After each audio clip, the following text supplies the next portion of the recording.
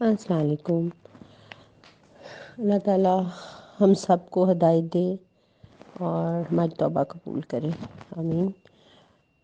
میں آج ایک بڑی ضروری ایک برائی جو ہم سب میں بہت زیادہ ہے اور عورتوں میں بہت زیادہ ہے، اور وہ ہے عیب جوئی کرنا، یعنی گوسپ کے لیے فار دا فن سیک ہم بیٹھ کے کسی انسان کی دھجیاں اڑا دیتے ہیں، اس کے پیٹھ پیچھے ایسی بات کرتے ہیں جو کہ مطلب اس کی پرسنالٹی کو دوسروں کی نظروں میں بالکل گرا دیتی ہے۔ یقین مانیں یہ اتنا بڑا گناہ ہے کہ ہمیں شاید اس کا اندازہ بھی نہیں ہے، کیونکہ کوئی گناہ اتنا بڑا نہیں ہے جتنا کہ زبان کے ذریعے کسی کی دھجیاں اڑانا، یعنی اپنی زبان کو ہر صورت کنٹرول کرنا بہت امپورٹنٹ ہے۔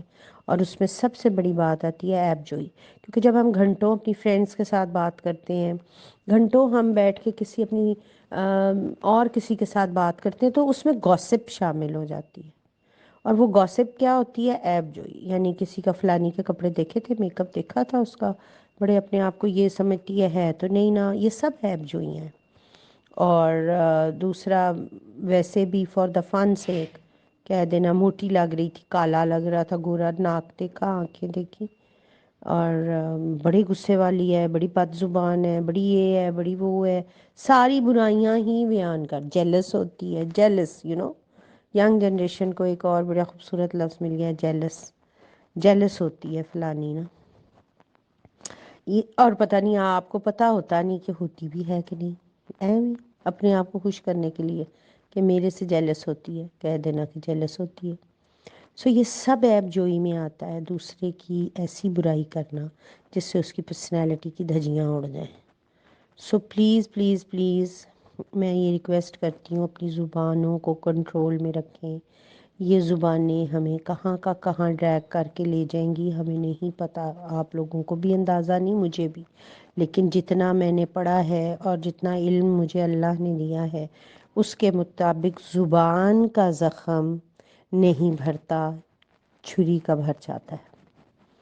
اور ویسے بھی جب ہم اگلے بندے کو نیگیٹیولی دیکھ رہے ہوتے ہیں تو ہمیشہ یاد رکھیں کہ ہر انسان کو 100% برا اللہ نہیں بناتا، نہ وہ ہوتا ہے، ہر انسان کے اندر کوئی خوبی بھی ہوتی ہے، اور یہ ہماری نظر ہے کہ ہم اس انسان کی خوبی نہ دیکھیں اور اس کی بس برائی دیکھیں، تو یہ تو پھر ہم برے ہوئے، ہم نیگیٹو ہوئے۔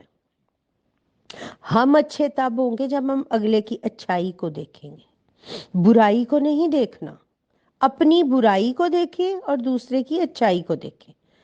یعنی اگر کوئی آپ کو اس کی کوئی عادت بری بھی لگتی ہے، آپ کو لگتا ہے کہ یہ بہت بری عادت ہے یا یہ بہت بری اس کے، تو آپ ایک چیز کے ساتھ اس کو بیلنس کریں کہ نہیں، اس میں اور 9 خوبیاں بھی ہیں۔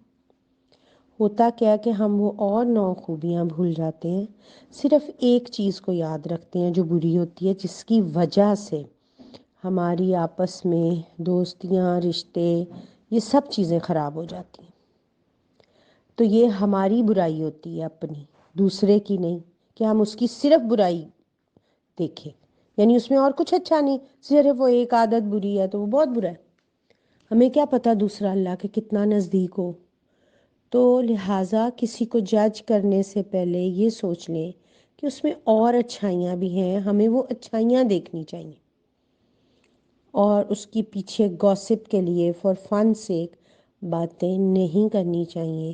یہ دنیا کے مزے یہیں رہ جانے ہیں، اور یہ زبان ہمیں پتہ نہیں کہاں کی کہاں لے جائے گی۔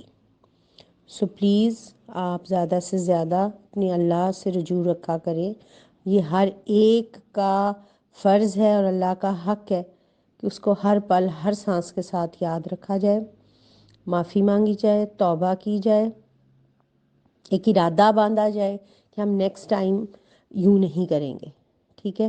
اور اللہ تعالیٰ سے ہمت مانگی جائے، ہدایت مانگی جائے۔ سورہ رحمان کی تلاوت سنیں قاری عبدالباسط کی آواز میں بغیر ترجمے کے، یہ آپ کو بہت طاقت دے گی اور اللہ کے ساتھ آپ کا تعلق جوڑے گی۔ اللہ کے ساتھ تعلق جب جڑتا ہے تو اس کی نشانی یہ ہوتی ہے کہ آپ کو اپنی برائی نظر آنے لگ جاتی ہے اور لوگوں میں اچھائیاں نظر آنے لگ جاتی ہیں۔ بہتر ہے کہ ہم اپنے اللہ سے اپنا تعلق جوڑیں تاکہ ہمیں وہ پازیٹیو رہنمائی عطا فرمائے۔ اس کے لیے قرآن سے رجوع کریں اور سورہ رحمان کی تلاوت سنیں۔ اللہ حافظ۔